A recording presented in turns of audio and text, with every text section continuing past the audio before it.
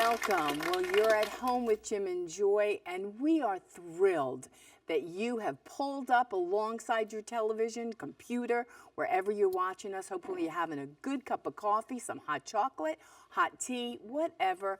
It is February, and you are hanging out with us, and we're so glad you're there.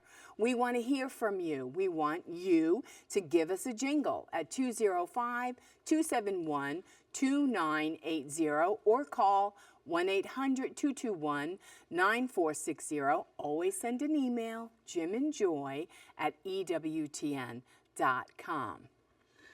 Well, Joy, we have such great guests with us today in Bill and Marlene Watkins from Our Lady of Lourdes Hospitality, North American Volunteers, and they're here to talk about Lourdes virtual pilgrimage. And of course, it makes us think about Our Lady, our Blessed Mother Mary, and she's so spectacular. Chief among saints, blessed among all women. But for a number of us, even in the church or converts to the church, a lot of us didn't get her at first.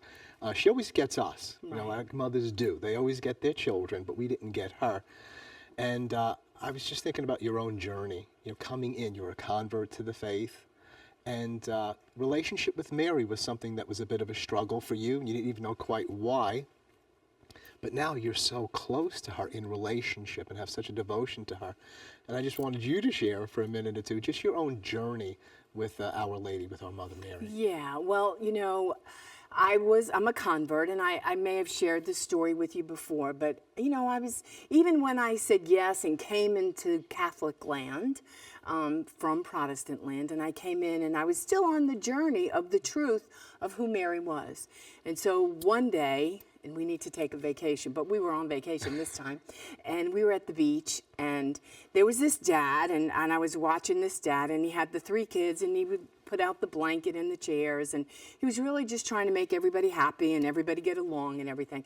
And I was just watching this dad, really admiring him, you know. He was being a good Joseph and really loving his family to the best of his ability. But the whole scene lacked a mother. And and then about, you know, maybe 15, 20 minutes later, the mother comes walking down, and she comes to the blanket and the chairs, and the whole scene changed. Yeah. The whole scene changed. Now, I'm just out there, you know, laying in the sun, trying to forget all about my life and all my problems and just taking a break.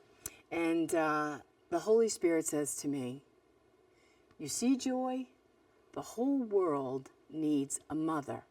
Now, the presence of this mother to her family, what she did was she brought calm. Everybody was really happy she showed up. The husband was really happy she showed up. The kids were delighted. She took the one child, you know, who the husband had on his hip, and he was trying to comfort her and got that kid. And it was like peace happened, you know? And I was like, wow, you know? And I was in this place of quiet, which was good, which is when the Lord can speak, when we're quiet and empty and really hearing. And I was like, yes, Lord, the whole world needs a mother, and I want to know her. So Jesus, help me to know your mother more.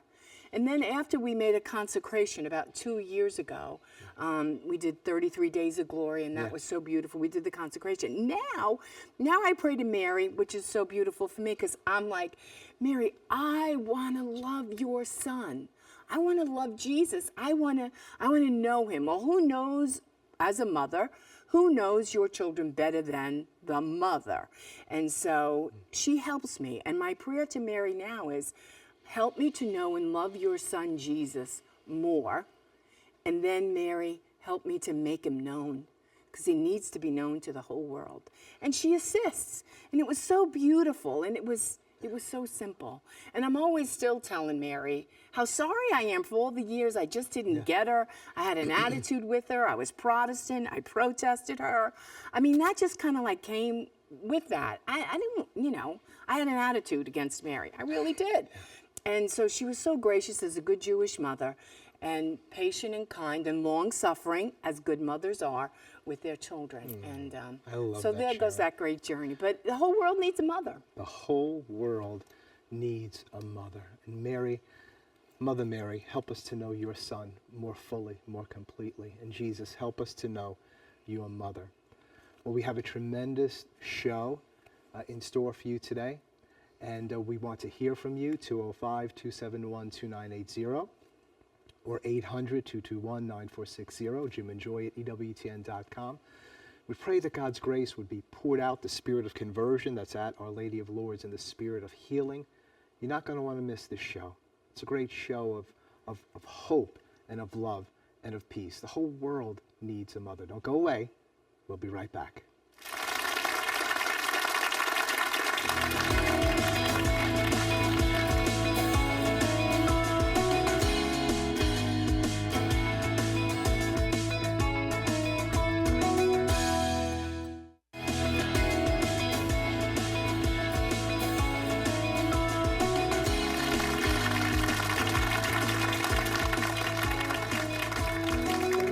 Well, you're at home with Jim and Joy. I told you we'd be back. Well, we want you to give us a jingle at 205-271-2980 or call toll-free 1-800-221-9460. You can always send us an email at jimandjoy@ewtn. jimandjoy@ewtn.com. Well, what am I saying? Right now, we're going to have Bill and Marlene Watkins, lovely couple who've come down from New York, and they are from Our Lady of Lourdes Hospitality North American Volunteers. And they're here to talk about their Lourdes virtual pilgrimage, but they're also here to tell us about the countless times, over 100 trips, right? To Lourdes. Oh my gosh. So beautiful. Absolutely wonderful couple. Married 40 years, have 5 sons, they have lots of grandchildren, and you are going to enjoy meeting them and knowing them too. And Joy, if you've been to Lourdes there in France, or you want to know more about this whole apparition, we want you to give us a call. It's 205-271-2980, 800-221-9460, jimandjoy@ewtn.com. Our show is not complete without hearing from you, so please give us a call. Well, here we are, wonderful Bill and Marlene Watkins, all the way from New York, doing an incredible work. You, Bill, just coming out of retirement, right? Yes, ma'am. Did you think you were going to be doing all this stuff? I did not, but I'm glad that I am. Well, you thought you were going to be I thought I was going to be doing more fishing and golfing. You're fishing for souls with Our Lady. Yeah, it's so beautiful. Well, tell us your journey. Tell us about your lives, how you got involved in all of this, and all about your beautiful apostolate. Well, in 2000, my best friend had her business card plucked from a fishbowl. She won 2 tickets anywhere in Europe, and she picked Lourdes. I do the story of the 3 little children, but that was Fatima. Right. Same lady, different dress, different message, different time. And so we went there, and it had such a profound conversion and healing for me that you say, drop one wife off at the airport. picked up another one. On the way home. So he said he got a free upgrade at the airport. So he had great debt to Our Lady. And then 1 year later, I went with 2 women we loved. Everybody said, look at them. Go there. Maybe they'll get what you got. So we had the grace to go to Lourdes, but we couldn't get in. The baths were so crowded. I didn't know it at the time, but it was about to be the record number of women bathed in the history of Lourdes. Wow. That's Ascension Thursday, 2001. So we waited in line. I went to beg if they could please come in. It's the whole reason why we went there is for this grace of these baths. And he motioned over the man that was there. I thought they were employees, but they're volunteers. And he said, listen, the plight, this poor girl comes so far. And the woman asked me, can you touch her toes? Well, I would do anything to help them. And so I bent over to touch my toes. I say that was, 15 years and 50 pounds ago. But anyway, I bent over and touched my toes. And I said, yes, I can. And she said, come with me this day, bathe the sick and dying, and I give you my word, those you love will come in. Now, I had no idea what any of that really meant, other than I knew I wanted them to be helped. And I had given my place to someone who had the grace maybe like I had the year before. Went inside, they put an apron on me. and pushed me into, they call these numbers, into this line of this huge number of women that are all there to serve the church and to serve the world as they come to Lourdes. And they said the number 4, so I went in there, and there was all these women who did not speak French or English, so I really couldn't communicate, but it was extraordinary. We were bathing women from all over the world. The 2 women did come in. It changed their lives, and it changed their eternity. The one woman died 5 years later with a miraculous medal pinned over her heart. After going to the bath, she went to confession for the first time in 25 years. Wow. The other woman had left the church to be a Mormon, came back to the church after 15 years as a Mormon, and she's now living a faithful Catholic life. And so we could see that change immediately, but I still didn't really understand all that was happening. Just really thankful for that special grace that had happened that day. But at the end of the shift, I followed what we all did in the beginning, which most people wouldn't know if you've been to Lourdes, that all those volunteers there are praying for the people who are coming. And so we kneel down and kiss the floor like Bernadette kissed the ground in the grotto. And it's holy ground where miracles happen. So I did that at the end of the shift. And when I did, I felt like a whoosh, like a fullness in my chest. And I promised Our Lady I would come back in 1 year with 10 good Catholic American women, which normally I wouldn't do that without asking him because he is home still working. But it was spontaneous, and I just felt a grace in it. And so I went home, and he said, you know, we have a great debt to Our Lady. So 1 year later, went back with 10 women and a man. One of the husbands came, and incredible, out of that experience, began to learn and understand that these are not employees. These are people like you and me who are coming to serve. And so they said, go home and bring more men back and come back. Well, at the time, there were about 8,000 volunteers from around the world, but only 16 were Catholics from America who belonged to this association. But about 50% of the people who came spoke English, but only about 10% of the volunteers. Well, now those numbers have totally flipped through the founding of Lourdes volunteers. But the real story in that is that, first of all, he said, yes, go do that. Second of all, I knew somehow I couldn't sleep. I had to go tell the bishop I couldn't do this without our bishop, but I didn't know why. But I was afraid to go alone, so he said, okay, I'll go with you. So we went and met our bishop, and we knelt down, and he said, get up and go to Lourdes. So it was through him. Bill is the wind beneath the wings of Lourdes volunteers, because he was the one saying, yes, go do that, go and help. And then when we went, you know, after the first summer there, we had 166 volunteers, and they called me in and they said, we're watching you and we can see that you're a fruit. And I said, thank you, because I knew they meant something good, even though the translation wasn't very good. And they said, you're really fruity, lady. Well, they obviously could see that. There's some truth to that. So then they said, you know, we can see, even though you don't have any means. I'm not a wealthy woman. I had no influence. I didn't know anybody, DWTN or any bishops. They said, we can see that this is a grace, that this is happening. And they said, and we can see you. You couldn't do this. They knew me. Like they were saying, like Peter, you're a screw up. You couldn't do this by yourself. They said, we know this is something more. Go home and ask your bishop to become the first hospitality outside of Europe. And so went back to the bishop, and through that, Lourdes Volunteers was born. But I think what it is that I'm just an ordinary woman with an extraordinary privilege that says yes, and the support of my husband saying yes, and then the bishop saying yes and breathing life into that. But also I think too is that they could see in my inabilities, I'm not capable. That was the proof. This is from God. Not that I was so organized and, you know, I'm sure the ladies back in the office are probably all chuckling because they're the ones that really make all these things happen. They're great. You got a pretty excited wife there, Bill. I do. There's not too many days that go by that I'm not proud of her.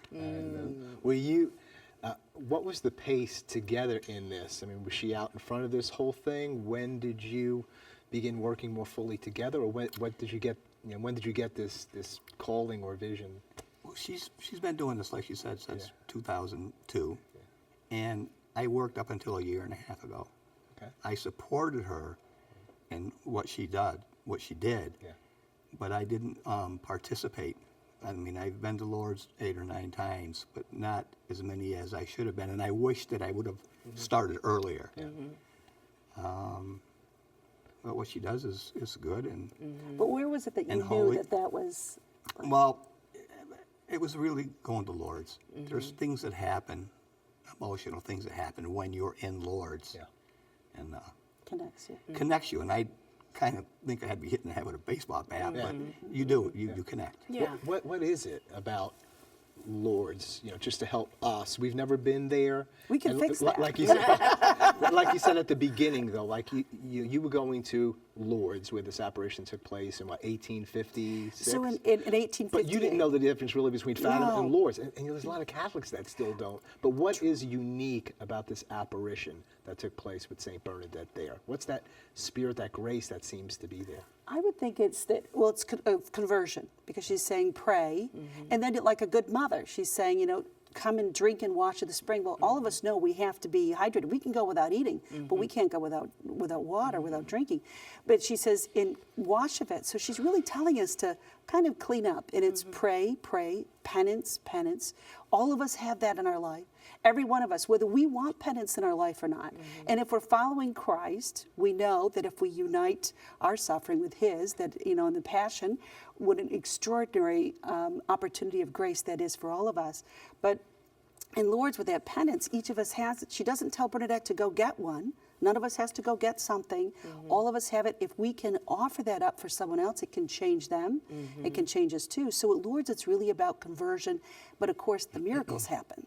Right away, with the spring of water, the miracles are beginning during the apparitions. And what this says to the people out in their homes who are literally homebound, once you're sick or disabled, you don't leave your house. In the 19th century, they came out of their houses and came to Lourdes. And that's where the miracles began to spread and share. And people had huge conversions there, coming back to the church, entering the church. If we look in the context of 1858 in Lourdes and after the French Revolution, it was a huge rebirth that was sprang out of the grace of Lourdes. So, And these graces just have continue to flow. So you say really it's about conversion, about penance.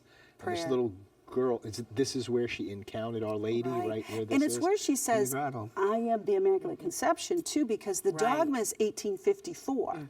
So that means that Mary is conceived in the womb of St. Anne, conceived without sin. And it's the perfect, pure vessel to give birth to Christ.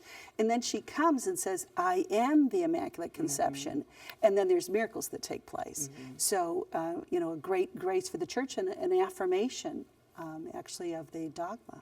And so some of the miracles that people receive, you were sharing, people are delivered from addictions. Yes. People have physical healings, emotional healings. Hopefully they're being reconciled. What have your eyes seen? What have you seen? Well, I was thinking, remember the man you saw outside the baths that said until he was sick? From Seattle, he had Lou Gehrig's disease. And that was one of my first experiences with people in Lourdes. But seeing him turn and seeing his children, they were kind of comprehensive. They didn't really believe. Apprehensive, I'm sorry. They didn't really believe, but watching him go into the bath and saying prayers and what have you, those are the things that you don't forget. Those are experiences you don't forget. And he was saying that really he didn't know God until he was sick. He said, I really didn't have time for him. And that was like his conversion was through being sick and then coming and saying, God is, I think the other thing too is that people don't believe in miracles. So we're in Catholic schools across America, around the world, and we ask... They want to see them. We ask them, do you believe, how many of you know a story of the gospel, of a miracle? And some of the students will know right away. Others, we have to work with them a little more. And then we'll say, how many of you really believe the man was blind, he really couldn't see? And you would be surprised. Up to about 5th grade, many of them do. 5th to 8th grade, about half. In high school, they don't. So what we began to realize is we have the x-rays of one of the miracles, number 63, Vittoria Micheli. So we put up the big, huge screen, the x-ray. We show his x-rays before and after, we show his picture. And what was the condition of this person? He had an incurable sarcoma, a cancer. And it's a really, the x-ray just shows that all the bone and tissue is missing. Even if you're not a doctor, even if you're in high school, you can look and say, oh, there's something missing there. So we say, okay, this man that we know personally, we know him, he comes to Lourdes and volunteers in September. Here's his picture, he's still alive. He had a miracle at Lourdes. So now, how many of you believe that that's real? So they believe us, and they believe the images and the pictures. And they say, now do you believe the miracles and the gospel could be real? About 50% say, yeah, no, I believe that now. I say, you know what, you're great Thomases. You just needed to see something. All of us might need that in our lives, to see that. But once you know the miracles are really true, and they are, flip forward in that gospel. This is my memory. Do this, this is my body. Do this in memory of me. We know that the Holy Eucharist is really Jesus. So we're connecting the dots of the miracles forward into Mass. And it's a great opportunity for young people to know that God is God and we're just us. Bill, when you went the first few times, are you there just observing, or are you assisting in some way with these people in the baths? What's happening for you there? Actually, every time I go, I'm either assisting or I'm working in Lourdes. It's such a joy to see people come in and they're apprehensive. Yeah. And to see the conversions, to see the changes, it's quite amazing. It's They're apprehensive, they're vulnerable, many are very Scared? Are people scared? They're scared and they're upset and they're they feel like they were betrayed by our Lord. They feel like they were betrayed, and they wonder why these things have happened. And a lot of times they learn to accept and understand why things happen the way they happen. And if you think about it, that's a miracle. That's a miracle in itself. Right. They find peace. Yeah. Or Yeah, sometimes find they'll peace. say to us, Right. I'm at peace, but could you help my wife, or could you help Yeah, my mother? sure, Or so they really do find there's a grace. Everything is a grace, everything. But that doesn't minimize that some people are suffering, or that's not real. It is, but there's still a grace in all things for us. And at Lourdes, it's sort of like being wrapped in a cashmere blanket of grace by the Mother of God. You're there, and with the support of all the people that are praying for you. And what we do with virtual pilgrimage is try to bring that to you. So literally, instead of you going to the mountain comes to you. That same experience of healing and peace and conversion. You feel like she presents it so well. You feel like you've been to Lourdes, but without the turbulence and The frequent flyer miles. Well, we're going to take a quick break. And when we come back, we are going to talk more all about, especially one of their great ministries is the virtual pilgrimage, which you want to hear about. But we want you to give us a jingle at 205-271-2980 or call 1-800-221-9460. Always send us an email, jimandjoy@ewtn.com. We'll be right back, and you want to hear more what this lovely couple, Bill and Marlene, have to share with us, because it's really exciting. Don't go away.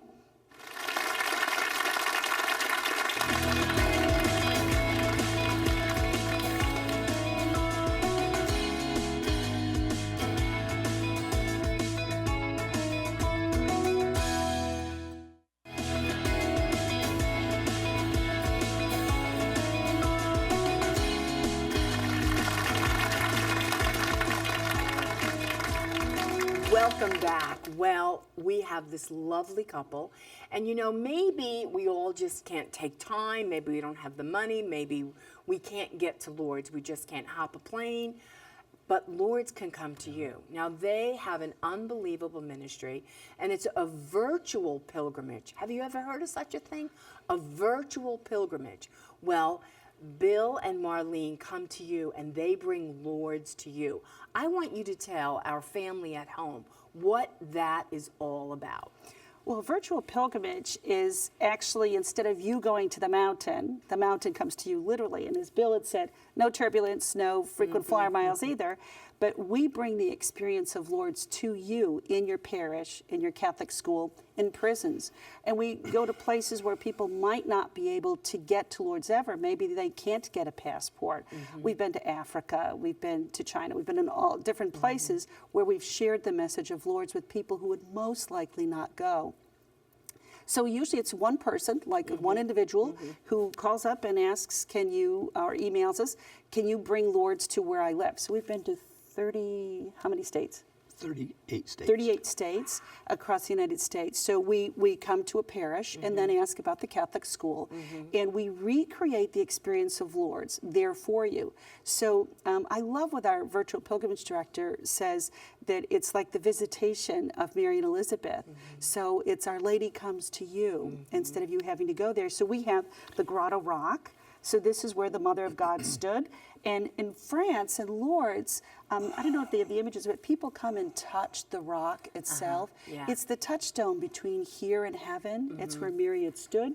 And so we have people given the opportunity, they can come and they can actually touch the rock. A lot of people are very moved by that because they're not going to get to a place that's so close to Mary. So we bring the grotto rock, and at Lourdes, there's beautiful music. So people come up and they experience the rock. We have a projector, so as images as large as we can get, a movie screen as big as possible.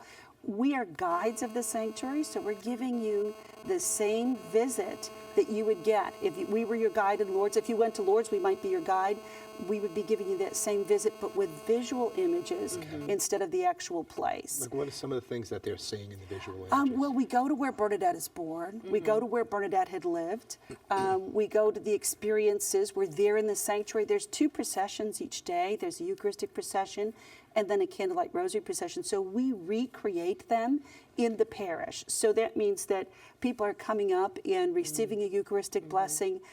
It's beautiful. There's adoration. That's how you know Our Lady's fingerprints all over it. On a Tuesday night or a Sunday afternoon, we're all in church for receiving this grace. There's always usually a procession, most often with the candlelight if it's in the evening time, or during the day, maybe inside the church, where we recreate that candlelight rosary procession at Lourdes. And it's all guided with this imagery, and it's really a prayerful experience. And then, of course, we have the Lourdes water, which we brought you some from France. Wonderful. So we brought you some Lourdes Absolutely water. beautiful. And just to say, if there's anybody at home who would like Lourdes water, they can call our office, and every pilgrim who comes on a virtual pilgrimage, we give them a little bottle of Lourdes water to take home, because everybody who goes to Lourdes gets So that's some water. the actual water So from the this is the spring? real water from the spring. It's not diluted. It's the pure water from the spring. So we're happy to send that to anybody who'd like some at home. But if you come to virtual pilgrimage, you would receive a bottle of this water at virtual pilgrimage. And then we also have it in the bowls of water, and people come up, volunteers from the parish or the school hold the bowl of water. That's the same with the rock, too. Yeah, they come up and experience it just like they're in Lourdes. And we have people say all the time, I really felt like I was there.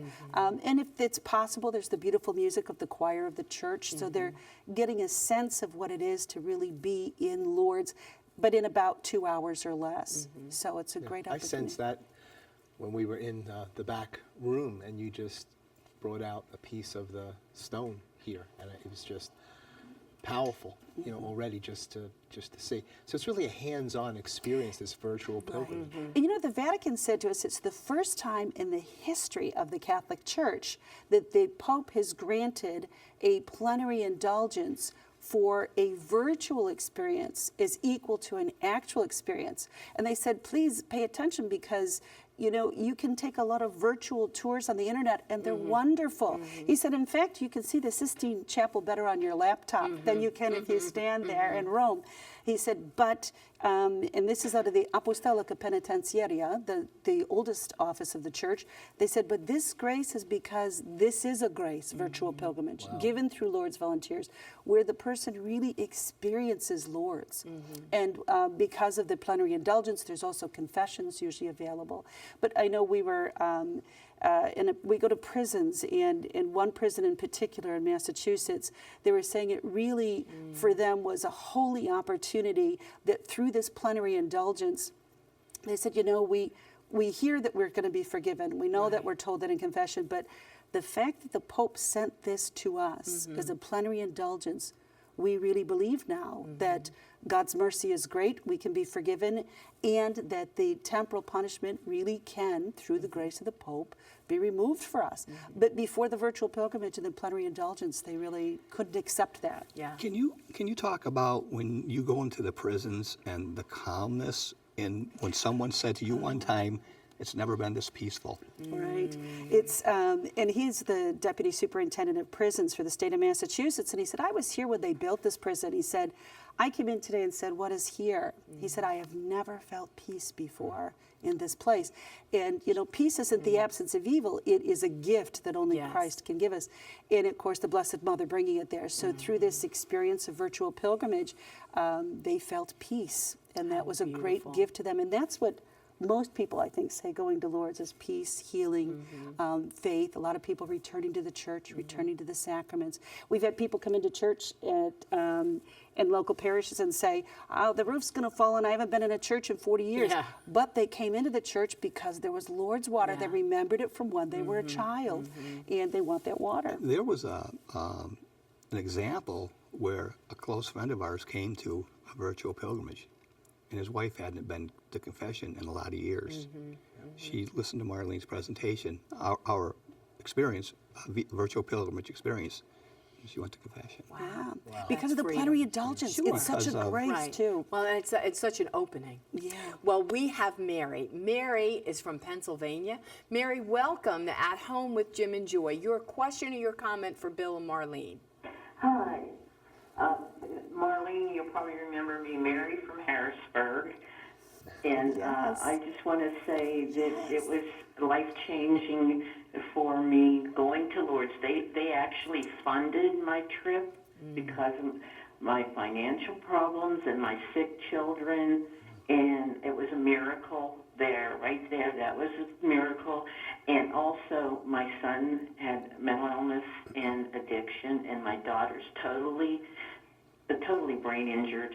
And I brought water from Lourdes, and I was putting it in my son's coffee, and he ended up eventually, within a short time, telling me, take me to rehab. He made up all the arrangements and everything, and he's been sober now for 2 years. Hallelujah. And I've got all the necessary help I need for my daughter now to be able to afford. I'm a widow, and if you ever want to go to Lourdes, these are the people you should really go with, because they'll help.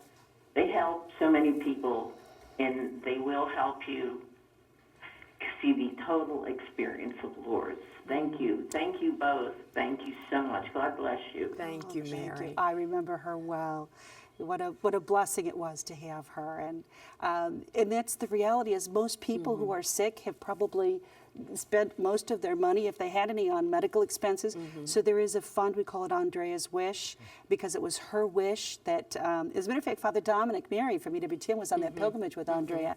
It was her wish that anybody who wanted to go to Lourdes or needed to go to Lourdes, that it would be possible. And so through the generosity of people who give to make it possible for others, we're able to bring the very sick and their loved ones to Lourdes. So this would be a category of people that are going. Who else goes with you when you say volunteers? Obviously, you have people who are hurting, who you want to bring over there, but what other kinds of people, and what are you looking for in terms of the volunteers? We bring caregivers, we bring the nurses, we bring doctors, we bring medical equipment. Everything that the pilgrim needs, we bring. So we're always looking for, as a matter of fact, I'm glad you said that, because we have a medical conference coming up in March in Miami, and it's for volunteers, medical and non-medical, who are interested to learn about how they can go to Lourdes. They can come with us for a weekend in Miami. It's nice and warm in March. It'll be on the weekend of March 4th and 5th. And on that weekend, we will explore all that we do. There'll be doctors and nurses who have been with us before to meet the doctors and nurses who've never been. And then also for volunteers, people who want to come and maybe help out in the dining room. We provide all the meals and services. The caregivers, as Bill said, and the companions. You know, some people that are coming without anyone to support or help them. And then we have people like those of us who maybe are not medical professionals but can work in housekeeping because we have to take care of all those needs. And then transportation. We really have to move the people for, everywhere they need to go. So those volunteers are lay people who pay their own way or are sponsored or find, sometimes people will say, you know, I'd love to go, but I'm taking care of my mom or I have little children, but I'll help someone else go. And they get the grace and someone else gets the tax deduction. We also have college students Franciscan University, St. John's University. that come and work with High us. school students. We have a great youth program at Catechesis where these teenagers come and say it has completely changed their lives. 10 years later, they're still writing to us. It changed, I live the life I live now because I went to Lourdes. What an And then we go and volunteer at the baths too. So you're in the grotto, you serve in the hospitality. The grotto, the piscines, the train stations, Lifting people on their stretchers. airports. whatever we're asked to do, we do graciously. How many, like, let's talk numbers here. How many volunteers on a given day might be there? How many pilgrimages show up at Lourdes on a given day? Well, on average, it's about 20,000 people a day are in Lourdes, off and on, but it's predominantly between Holy Week and All Saints Day. In the wintertime, the sanctuary is open 365 days a year, 24 hours a day. However, the organized pilgrimages of groups coming, especially with the sick, is during what they call the season. So it's during the holy season, liturgical year, from Holy Week all through the summer into October. But people can go at all other times. But the hospital bed facility that we stay in, which is right in the sanctuary, you're literally overlooking the grotto. It's where St. John Paul II stayed. That's only open during that time of year also. So that's when the volunteers also go. So we're going at Lourdes Volunteers about 15 times a year. The sanctuary has hundreds of volunteers each day. There are 8,000 of them from around the world. They come for 1 week and serve. They get training and they go to school. That's actually my service. I'm a teacher now for the sanctuaries. And my husband, of course, is in the grotto and the baths in St. Joseph's service. We have women who come in the women's baths and also working in the hospital bed facilities. And so there's different ways to offer your service. And one great way is a ministry of presence. You know, sometimes people just want someone next to them to go with them to the grotto, to go get ice cream. Because if you go to France, you got to get 3% more butterfat. It's 3% better already. You got to go and have some, you know, some great ice cream. So they have that experience of going to pray with them and have a presence together. So, you know, we were in Michigan at a virtual pilgrimage, and I stayed in a lovely woman's home, and she said, "I think I'm too old to help you. I'm 80." She was this lovely woman. I said, "You know, I don't believe that. I believe if if you feel you're supposed to come, and I do too, I believe that." Well, a few years later, a woman had signed up who of a very similar age, but she said, "I really don't want to go alone, but I don't have anybody." She'd been away from the church for decades. Called the woman in Michigan. She came. The two of them were fabulous together. And what happened was somebody of the same age and experience could be present to her, and that woman came back to the church. So it was through After all those years. Yeah, decades. Let's just hold that right now. Susan's been holding. Oh, and sure. so, Susan, we want to hear from you. Welcome to the show. Your question. Thank you. Hi, Joy. I just wanted to make a comment. I have gone to Lourdes. My husband and I left and went in October on a Marian pilgrimage that was from Paris and going to Lourdes and then Spain and then down to Fatima. Well, when we got to Lourdes, I had fibromyalgia very bad for the last 30 years. And I was having a very difficult time walking. The pain in my calves were just terrible. And I got on a scooter, which they now run at Lourdes. And I went down to the grotto by myself and got in line, and I walked into the grotto, and I went to the well, where the water comes down off the stone, and I backed up to the stone, and I brought both of my calves on the stone, and just told the Blessed Mother that I didn't think I could continue my pilgrimage, because I was in such terrible pain. And I finished a little prayer, and I walked forward 4 steps, and I noticed the pain. I looked up at her statue, and I just felt this warmth all over me, and the pain was completely gone. Praise the And my Lord. legs were still swollen. I was able to finish the pilgrimage, and I still have not had anything in my calves since then. Susan, thank you so much for your testimony. God is not dead, he is alive. So more from Lourdes and the virtual pilgrimage. We're going to take a break. We'll be right back with Bill and Marlene. Don't go away.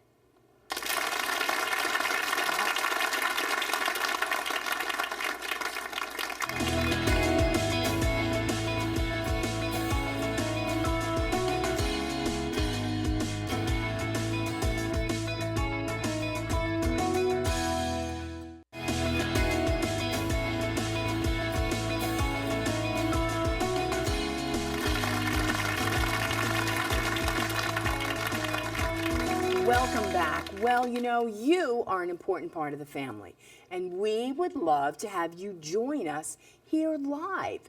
You can contact the EWTN Pilgrimage Department. You could do that by emailing pilgrimages@ewtn.com or give them a call at 205-271-2966. We would love for you to come down to Birmingham, Alabama. Maybe there's a pilgrimage you need to take. We want you to come down. You could meet our guests. You could sit in our audience. You could have touched the stone from the You grotto could have of touched the Lourdes. stone You were today here. if you were here. Yeah, so you see what you missed? You can come. We would love to have you come up, come over, come down, but come on by EWTN. We would love to have you. Also, remember to pick up your own copy of these great books sold at EWTN Religious Catalog.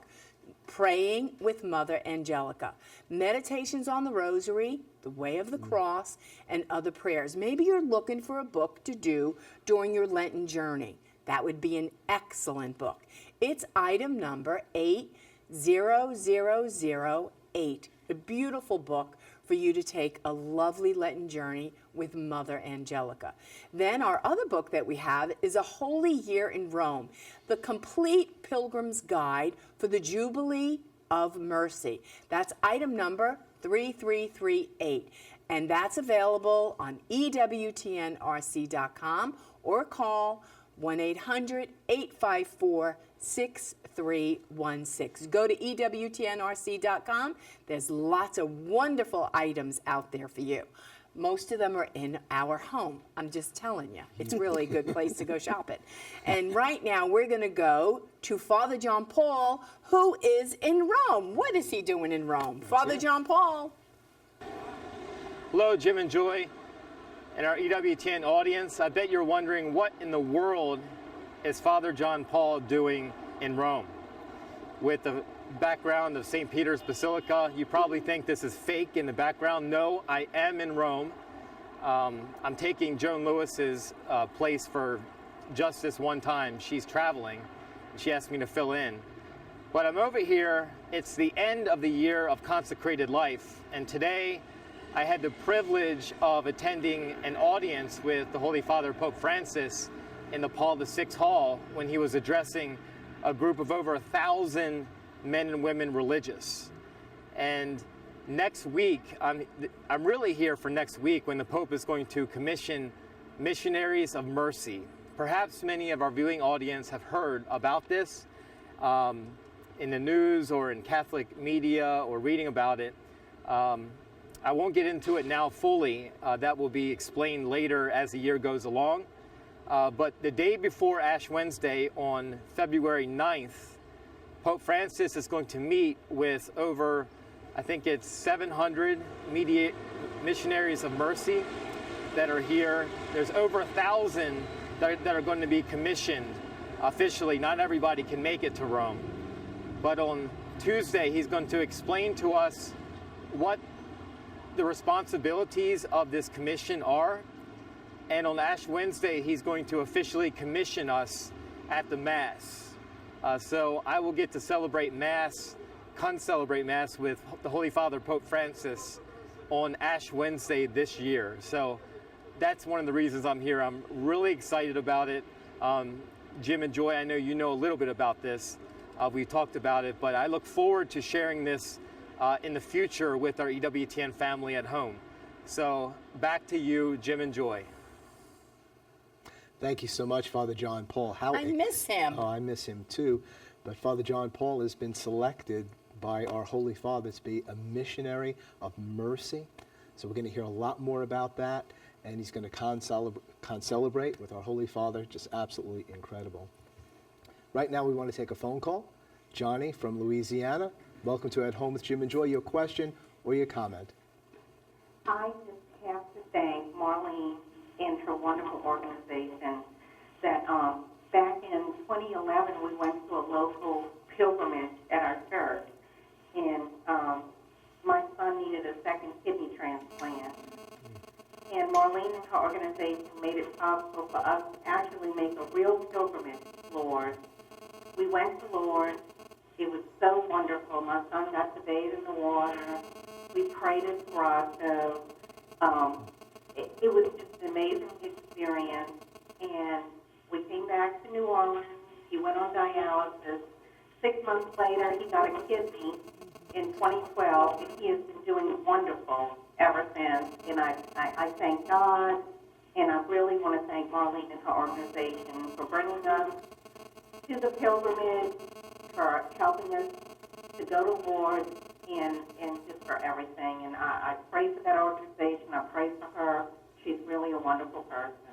Thank you so much. Thank you so much. Johnny. Blessings on Bless you. you. And Oh, I remember continued her well. healing for your son. She is lovely, and she's a great cook. Besides, She's from Louisiana. She cooked for us down there, but she is amazing, and her son too. But you know, most people like on kidney dialysis, like we were saying, don't believe that they could go to Lourdes, or they're thinking they can't make that travel. But we have these wonderful medical volunteers and the caregivers, companions, housekeeping, dining centers. If you feel in your heart that you would like to serve in some way, it's a great privilege to do that, a great opportunity, and a great joy. Now, if say there's a medical person, a doctor, a nurse, and she's not Catholic, can she be a part of the tour? We have had people come with us of all faith and no faith at all. In fact, you know, a lot of people have come and said, I really didn't understand most of what I thought about the church. And of course, when we pray the Hail Mary, full of grace, we're really reading from the book of Luke, Right. the angelic greeting. So it's an opportunity for some people to deepen their faith, come back to their faith, or for some people to just even understand. We had a Baptist minister say, you know, I'm not leaving here going back not to be a Baptist minister. I'm going back to be a better Baptist minister because now I know and love and appreciate your church. So we have people of all different faiths who come with us and serve. They have to be a person of goodwill. And coming to serve and love, because that's really our charism. So. Now, it seems like everyone who goes there, and there must be millions that have gone, I would say just about every one of them has received some kind of grace or a touch or a healing, conversion. But what are the various categories, if they are there, to say, you know, what is an official healing or a miracle? How is that determined? It doesn't mean that somebody else may not have experienced a miracle or a healing, but how is that done there at Lourdes? That's an excellent question to ask. Lourdes is a unique place. It's the only place in the world where there is a medical bureau committee, a team of physicians who examine anyone who claims they have a miracle that comes forward. Because the reality is most people might experience some extraordinary healing, but they just don't go forward with it. It's something that happened to them. Other people know it, but they don't make a public proclamation. If someone who's experienced a healing would like to go to the medical bureau, Dr. DeFranciscis is the current medical director. He examines the person, fills out a file of their information, then he calls forward other physicians who examine the person and their medical records. They do this for 5 consecutive years at the person's own expense to come to Lourdes and do that. And then at the end of the 5 years, they can either choose at that time, or usually they wait conservatively another 5 years before they will actually say it's an inexplicable cure. Notice they don't call it a miracle because that's a holy word. They don't teach that in medical school. They just say it's a scientifically inexplicable cure. Then it's up to the bishop where the person comes from, the local ordinary, to decide and discern if he will proclaim it publicly as a miracle. And there are 69 of those. So we say we've seen many miraculous things at Lourdes, but we know miracle number 63 and a few others. But so there's a difference between those words, I guess. What does it look like if the virtual pilgrimage comes to a school? I mean, That's your favorite. You love the schools. I do. What is it like? Yeah. We go in there, she does the presentation, and what I find interesting, very interesting, is they soak the information up, and she does it in a way that she keeps them involved, and they ask questions, and it's a joy to see kids. It's interactive. That's interactive, to be so excited, you know, at what they're learning. And a lot of them don't know very much about, you know, the poor schools today, they have so much testing and so much they have to do that a lot of them are learning about Lourdes maybe the first time. But I have to say that we're not the only virtual pilgrimage guides. Fran is a professional educator, Pam is, Dan will be ordained, God willing, in June. So there are other people that are doing virtual pilgrimage, and we're hoping to train somebody out of Wisconsin, a couple there. But for you love the schools because they're so excited because they really get to touch, feel, and experience You it. only have so much time in the school, 45 minutes or 60 minutes. But if the school would allow it, you could take another 45 to 60 minutes just with the questions they Yeah. have, with the questions the kids have. And they love Bernadette. They're the similar age, some of Sure, them. yeah. She's pure. She was and- 14. Yeah. So beautiful. Susan, we're going to take your phone call, but you got to go quick. Your question or your comment, real quick. Oh, thank you so much for taking my call. Thank you. Marlene, I've had the great privilege of traveling with you to Lourdes back in February for the 150th anniversary, and also in October 2010. The reason I wanted to go to Lourdes as a volunteer was to pray for my daughter, who at the time was battling a brain tumor. She wasn't able to travel there. I was hoping and praying for a miracle, but know mostly in my heart to give us the strength and courage, especially as a mother, to care for my child who was suffering. She subsequently passed away in August of 2012. And I look back sometimes and I think about the miracle. And the real miracle was that she lived for 23 years, and she lived for over 8 years with her brain tumor. And I look back at one of the most important messages for anybody that travels to Lourdes hoping for a miracle is what our Blessed Mother said to Bernadette: I do not promise you happiness in this world, but in the next. Beautiful testimony. Well, listen, we have enjoyed so much sharing with you both, Bill and Marlene, and I just know that many of you out there want to get in touch with them. The information is up there on your screen, so please go to LourdesPilgrimages.org, LourdesPilgrimages.org. What a great time of hope and healing our Lord has given to us. God bless you. God bless all of your loved ones. Keep it on EWTN. Bye now.